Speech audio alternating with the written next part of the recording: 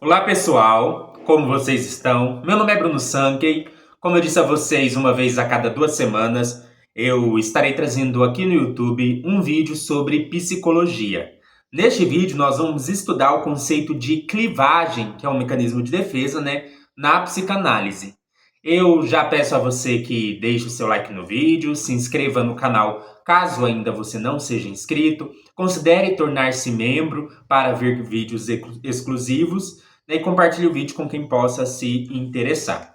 Nós vamos estudar o conceito de clivagem, né? O conceito de clivagem pode ser entendido como uma cisão do ego na qual convivem duas atitudes antagônicas, uma de recusa da realidade e outra de adequação à realidade. Aqui a gente vai ter que trabalhar um pouco, né, como que esse conceito vai se formando para a gente poder estudar também os tipos de clivagem. O conceito de clivagem vai aparecer primeiro ali no Freud, né? E o Freud vai associar o conceito de clivagem com o conceito de denegação e com o conceito de fetiche.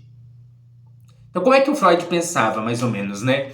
Claro que isso é como o conceito surgiu, a gente não precisa se prender literalmente a essa narrativa que eu vou contar para vocês, mas só para vocês entenderem como que o conceito aparece. O Freud acreditava que existe um momento em que a criança, bem no começo da infância, ela não sabe diferenciar macho e fêmea, homem e mulher. Pode até pensar, principalmente quando você vê criancinhas pequenas, né? Crianças pequenas, até a gente não consegue diferenciar muito bem qualquer homem e qualquer mulher, porque as características sexuais secundárias ainda não se desenvolveram. Então, muitas vezes a gente diferencia uma criança do sexo masculino e do sexo feminino, ou pela cor da roupinha, ou porque se está com um brinquinho. Mas crianças, é muito difícil, puramente, você conseguir diferenciar o que é homem do que é mulher. Do que é do sexo masculino, eu tô falando aqui mais do sexo biológico, né? Do que é do sexo biológico masculino e do que é do sexo biológico feminino. Então a criança, na medida que ela brinca com outras crianças, ela não sabe a diferença. Ela nem sabe que tem essa diferença, é outra criança. Mas vai chegar algum momento em que ela vai perceber essa diferença. E o Freud acreditava que esse momento de perceber a diferença era angustiante. Por quê? Porque o menino, ele tem um pênis. E quando ele vê uma menina que não tem um pênis, ele pode fantasiar várias coisas. Ele pode pensar, por que ela não tem o que eu tenho? Será que tiraram? Será que ainda vai crescer? A menina também, ela olha pro menino, o menino tem pênis, será que o meu vai crescer? Será que o meu pai tirou o meu pênis? O que será que aconteceu? Então, são fantasias que o Freud acreditava que a criança poderia ter. E aí existem maneiras diferentes de lidar com a angústia que descobrir esse dado da realidade gera. E aí o Freud acreditava que existem várias maneiras, e uma dessas maneiras de lidar com essa angústia era a chamada denegação. Mas para vocês entenderem o que é isso, né, quando a gente tem um problema na realidade, a gente tem 3 saídas. Né? Quando o eu enfrenta um perigo insuportável, por exemplo, a angústia de que, nossa, a minha amiga não tem pênis, será que vão tirar o meu? Quando tem essa angústia, uma angústia na realidade, o eu pode lidar com isso de 3 maneiras. A primeira é reconhecendo o perigo. De fato, pode ser que meu pai um dia corte o meu pinto, né? Alguns pais até brincam com isso com as crianças, né? Falando, eu vou cortar o seu pau. Então, a criança pode simplesmente saber que tem um perigo e se angustiar daquilo. Ela vai ficar angustiada. Outra coisa que a criança pode fazer é simplesmente negar. Não tem perigo. E simplesmente não tem perigo, não tem diferença. Pode ser que ela simplesmente conclua que não tem diferença, ela se desconecta da realidade. Só que para o Freud, né, as duas primeiras maneiras, estão relacionadas com 2 mecanismos de defesa bastante clássicos. Reconhecer o perigo é o que vai levar ao recalque. Então, aquela coisa que é angustiante, ela vai precisar ser recalcada. Você vai fazer uma separação entre o afeto e a ideia ou representação. Então, o recalque acontece quando você reconhece o perigo e você precisa, então, fazer algo para lidar com esse perigo. Já a negação, a simples negação, ou seja, você nem sequer reconhece que existe esse problema, é chamada de foraclusão. Então, na foraclusão, você simplesmente nem percebe a realidade, você fica desconectado do fato. E aí, esses 2 mecanismos são clássicos de alguns quadros, né? Por exemplo, o recalque é clássico da neurose. A neurose reconhece que existe uma angústia, um perigo, mas ela, digamos assim, se angustia daquilo. Então, a marca da neurose é a angústia. A foraclusão, que é simplesmente se desconectar da realidade, é clássico da psicose, né, onde há uma certa desconexão da realidade. Só que o porém é que em algumas pessoas dá para fazer os dois ao mesmo tempo. Você pode ao mesmo tempo reconhecer o perigo e negá-lo, né? Então assim, a gente pode pensar que é uma contradição, mas embora contradições não existam na lógica, na lógica clássica, né? Contradições podem existir em atitudes do eu. Então o eu ele pode adotar uma atitude contraditória. Ele pode ao mesmo tempo reconhecer que tem um perigo e negá-lo. Quando isso acontece, nós temos a chamada denegação. Então, o Freud usava isso para explicar o fetiche, né? Então, qual que é a ideia? A pessoa reconhece o perigo, ou seja, tem mesmo uma diferença entre a menina e o menino. O menino tem pênis, a menina não tem pênis. Só que ao mesmo tempo nega esse perigo. E nega por meio do fetiche. É como se o fetiche fosse aquilo a mais que está faltando. Então, o Freud pensava, por exemplo, né? Vamos supor que você tem um fetiche de fazer sexo com dildo com a sua namorada. E sua namorada, então, usa esse dildo no sexo. O que você está querendo dizer com isso? Você está querendo dizer mais ou menos assim, olha, minha namorada tem um pênis. Minha namorada tem o dildo dela. Então, alguma coisa está ocupando o lugar do pênis. Você reconhece que tem o perigo, olha, ela não tem pênis. Mas você coloca alguma coisa que vai funcionar como um objeto que funciona no lugar do pênis. Então, a ideia do Freud é que essa denegação levava a você colocar um fetiche na relação sexual. Então, o dildo é mais explícito que é um pênis, mas pode ser qualquer coisa. Qualquer objeto, qualquer questão de fetiche, pode ser um lugar, qualquer coisa que se conte como um fetiche, é como se aquilo estivesse ocupando o lugar do pênis. Então é como se você estivesse dizendo assim, a mulher tem o pênis dela. O pênis dela é o objeto, o pênis dela é o fetiche, o pênis dela é o dildo, o pênis dela é o sapato, o pênis dela é qualquer coisa que cumpra esse papel. O pênis dela pode ser o pé dela, então se você tem um fetiche por pés. O pênis dela pode ser o cocô, se você tem cropofilia. Então qualquer coisa que conta como um fetiche estaria ocupando esse lugar do pênis. Agora sim, eu vou dizer para vocês, isso é como o conceito se formou. Hoje, a gente tem mais estudo e talvez não faça tanto sentido dizer que todas as vezes que a gente tem um fetiche, esse fetiche está ali para ocupar o lugar do pênis, né? Que é como se fosse o fetiche fosse para ocupar a falta do pênis que a mulher não tem. Também a gente pode questionar se realmente funciona exatamente assim a questão da angústia da criança ao descobrir quem tem pênis e quem não tem. Isso é como o conceito se formou. O que vai importar para a gente não é se esses dados, essa leitura da realidade da criança e do fetiche está correta. O que é importante para a gente é a gente entender o conceito de clivagem, né? Mesmo se o Freud tiver aplicado ele errado. Eu não sei se o Freud aplicou errado, eu estou só dizendo que isso não é essencial para o conceito de clivagem. Então, o que é essencial para o conceito de clivagem? A ideia de que quando existe algum perigo, um fato ameaçador na realidade, você tem três alternativas. A primeira alternativa é reconhecer o perigo, reconhecer a ameaça. Segunda alternativa, negar o perigo, negar a ameaça. Terceira alternativa, os dois ao mesmo tempo, negar e aceitar. Quando eu faço os dois ao mesmo tempo, eu tenho a denegação. E a denegação, ela gera uma clivagem do eu. Então, assim, independente se o Freud aplicou o conceito certo ou errado, óbvio que tem clivagem. Pode ser que não seja no caso do fetiche, do jeito que o Freud descreveu. Pode ser que não seja exatamente o que acontece com uma criança, mas em alguns contextos acontece a chamada clivagem. Quando tem uma questão ameaçadora na realidade, você pode negar e aceitar o perigo ao mesmo tempo. Só que se você nega e aceita o perigo ao mesmo tempo, você vai ter um eu dividido. Essa divisão do eu é o que chamamos de clivagem.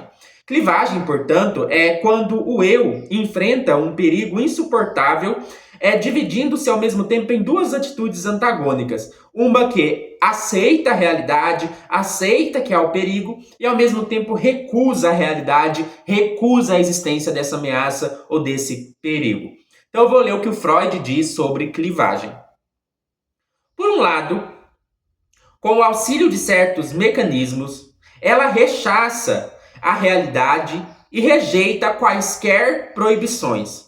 Por outro lado, ao mesmo tempo, reconhece o perigo que emana da realidade.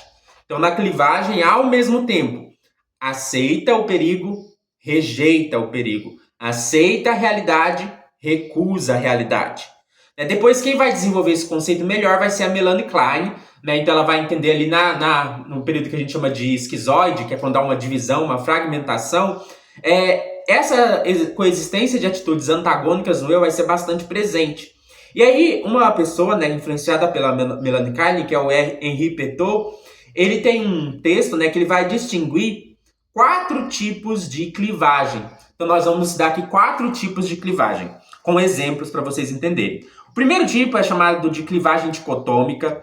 O segundo tipo é chamada de clivagem desintegrativa. O terceiro tipo é a clivagem esquizoide. E o quarto tipo é a clivagem violenta.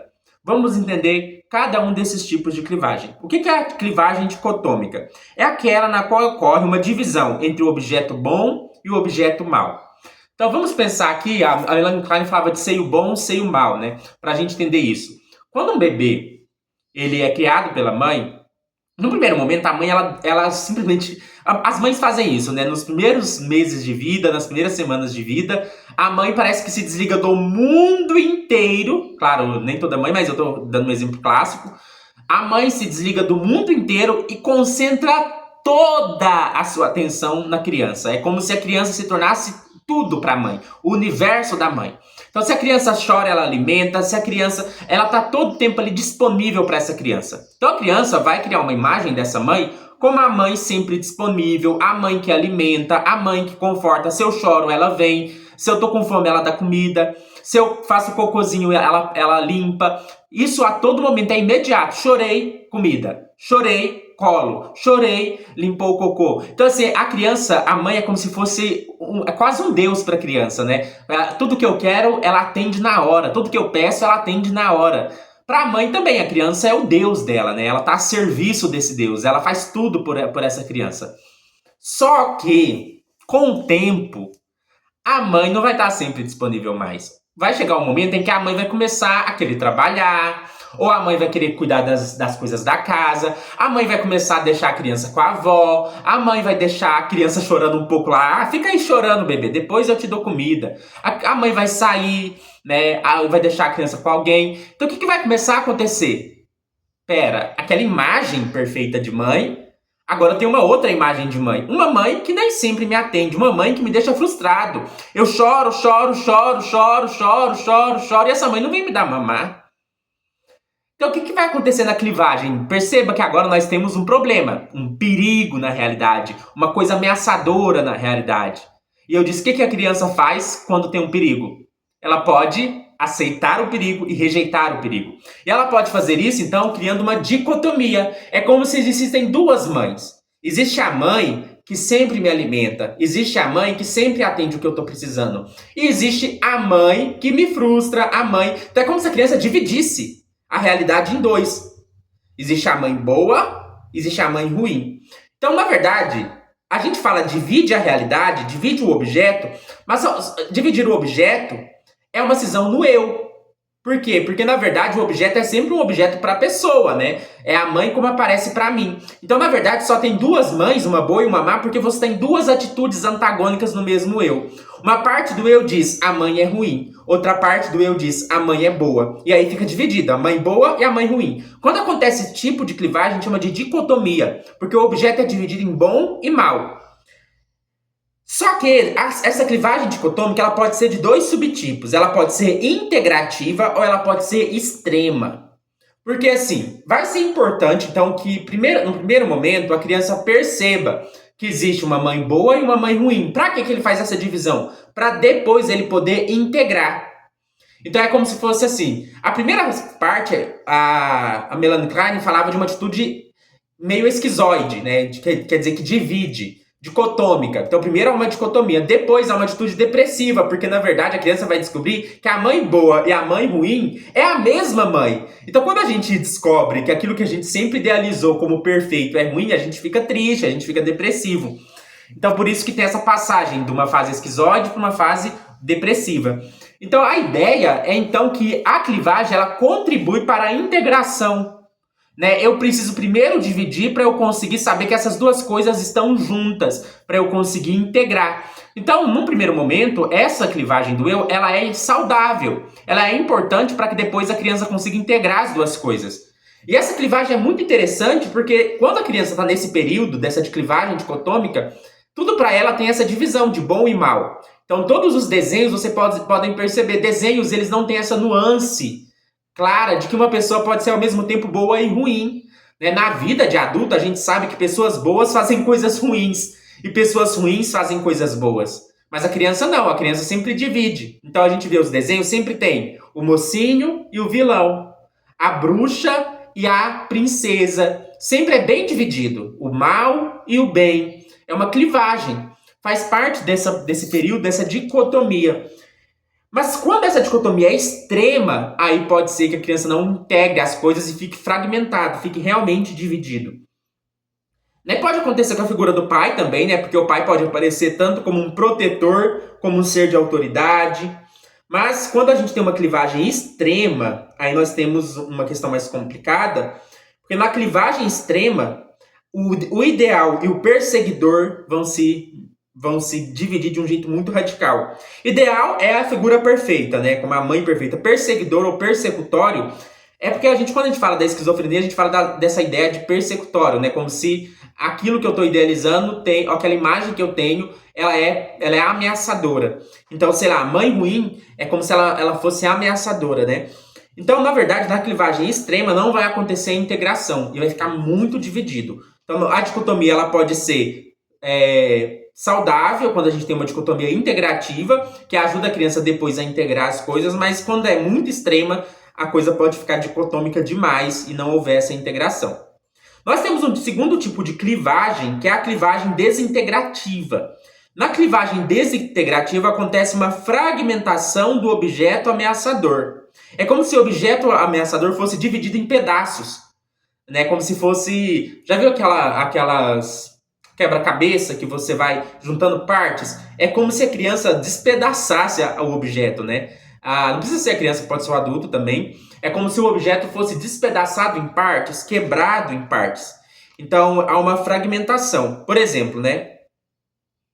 A pessoa pode olhar partes como positivas e como negativas. Sei lá, o rosto é positivo, mas o corpo é negativo. Pode ser também, dependendo da roupa, de uma parte do corpo. São como se o objeto ele fosse todo fragmentado em partes, desintegrados em partes. Então, por exemplo, alguém pode ver o terapeuta ao mesmo tempo como ameaçador e salvador e de uma maneira que desintegra esse terapeuta. Então, essa clivagem é chamada de clivagem desintegrativa. Ela é importante, né? Porque às vezes a ideia de clivagem pode fazer a gente pensar em casos psicóticos, né? Então a pessoa vê, sei lá, partes do corpo da outra como positivas e partes como negativas. Pode se parecer que isso é psicótico, mas não. A clivagem, ela tem que ter as duas atitudes. No caso do psicótico, você só tem a primeira atitude, a atitude de desconexão com a realidade. No caso da clivagem, você tem tanto a desconexão com a realidade quanto a conexão. É as duas coisas juntos. Então, por isso que, por mais que quando você tem uma clivagem pareça com um quadro psicótico, não é exatamente psicótico, porque você tem os dois elementos. A pessoa reconhece a realidade, mas ao mesmo tempo nega. Um terceiro tipo, né, de clivagem é a clivagem esquizoide, que é quando há uma falta de conexão de sentido às interpretações. A clivagem esquizoide é quando você tem muito separado o que é da emoção e o que é do intelecto, de modo que a pessoa parece que ela não conecta as duas coisas. Sei lá, vamos supor que eu estou atendendo um paciente, vamos supor que eu faço não é uma boa intervenção, mas eu faço uma intervenção bastante de corte, assim. Eu chego e falo, olha, você não acha que essa atitude que você está tendo é uma atitude egoísta? E aí o paciente, a gente esperaria que um paciente ouvisse egoísta e ficasse mal. Como assim egoísta? Então o que o paciente pode fazer? Quais são as 3 alternativas? Ele pode negar, não, eu não sou egoísta. Ele pode aceitar, nossa, eu sou egoísta mesmo, nossa, e ficar bem triste. Mas ele pode fazer o terceiro, que é o que dá origem à clivagem, à denegação. Ele pode dizer, eu sou egoísta mesmo. E não expressar nenhuma emoção sobre isso. Ele separou o sentimento da fala. Ele reconheceu, eu sou egoísta, mas no sentimento ele não reconheceu. No sentimento é como se ele... você não tivesse falado pra ele que ele é egoísta. Então, às vezes, é meio estranho isso na terapia, porque se você atender um paciente que faz esse mecanismo de clivagem, parece que você dá a interpretação, parece que ele entendeu a interpretação e ao mesmo tempo não entendeu. Aí às vezes você tá entendendo o que eu tô falando? Porque você entendeu o que eu quis dizer quando eu falei que você talvez seja egoísta? Aí o paciente vai dizer, eu entendi, eu sou egoísta mesmo.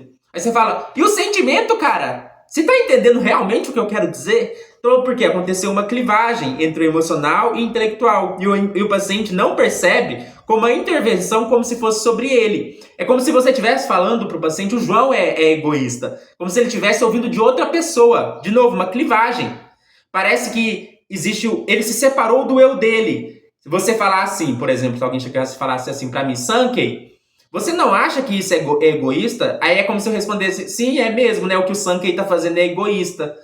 E você não ficasse afetado. E aí a pessoa vai dizer, não, você tá entendendo que o Sankey é você? Então é como se fosse isso. A clivagem desintegrativa, que eu tinha comentado antes, ela também pode aparecer em casos borderline, né? Quando uma pessoa vê no mesmo parceiro um parceiro amoroso e um parceiro que desvaloriza ela. Por fim, um último tipo de clivagem é a clivagem violenta, que é quando uma pessoa ela divide o seu eu e quer aniquilar uma parte desse eu. Então, na clivagem violenta, é uma tentativa de aniquilamento de uma parcela do próprio eu. Então, deixa eu dar um exemplo, né? Vamos supor, isso que é bem interessante, que eu perceba que eu sou gay, mas eu sou da igreja. O que eu posso fazer quando eu percebo que eu sou gay, mas eu sou da igreja, uma igreja conservadora, onde ser gay é pecado? Eu posso ter 3 atitudes. Primeira atitude, eu posso negar que eu seja gay. Mas negar mesmo, assim, nem ter conexão com isso, nem ter ideia de que eu seja gay. Eu nem penso nisso, nem chegar na minha mente que eu seja gay.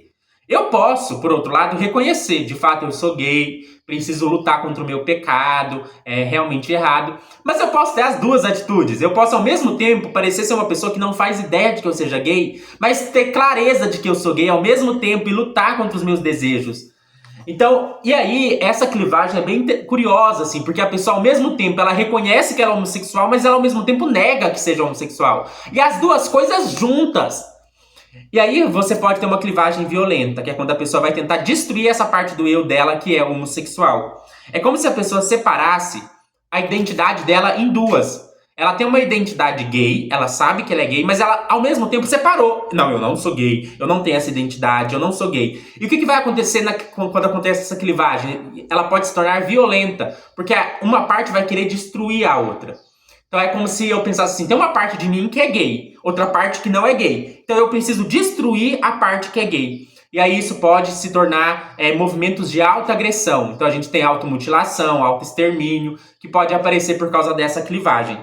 Então nós vimos aqui 4 tipos de clivagem. A primeira e a segunda são um pouco mais difíceis de distinguir, a dicotômica e a desintegrativa, mas a principal diferença é que na dicotômica você tem uma divisão clara, de um lado, entre a mãe boa e uma divisão clara do outro, a mãe ruim. Na desintegrativa é como se você tivesse assim, parte da mãe é boa, partes da mãe é ruim.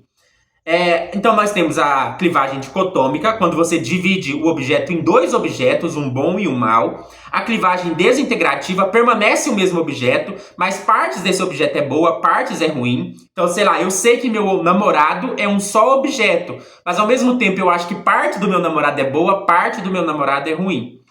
Essa é a desintegrativa. Na dicotômica não, na dicotômica é como se tivesse 2 mães ou 2 namorados, um namorado bom e um namorado ruim. Entenderam essa diferença, né? Na clivagem dicotômica, você tem dois objetos. Na clivagem desintegrativa, você tem um objeto com partes diferentes. Então, na clivagem dicotômica, eu tenho mãe boa, mãe ruim. Namorado bom, namorado ruim. Na clivagem desintegrativa, eu tenho partes da mãe é boa, partes da mãe é ruim. Partes do meu namorado é bom, partes do meu namorado é ruim. Depois nós temos o terceiro, é a clivagem esquizoide, que é quando a pessoa separa o intelecto das emoções. Então, principalmente na terapia, quando você dá uma interpretação, a pessoa ouve aquela interpretação, entende e aceita, mas é como se você estivesse falando de outra pessoa para ela. E nós temos a clivagem violenta, quando uma parte do eu tenta meio que aniquilar essa outra parte, tenta meio que destruir essa outra parte do eu. Isso é interessante, né? Porque a gente vê que pelo conceito de clivagem, o eu não é uma coisa constante, estável, é uma instabilidade, né? O eu ele pode se dividir, o eu ele pode se voltar contra si mesmo. Então existe essa instabilidade do eu na clivagem. Eu espero que vocês tenham gostado deste vídeo. Deixe aí o seu like no vídeo, se inscreva no canal caso ainda não seja inscrito e ative o sininho a fim de receber novas notificações.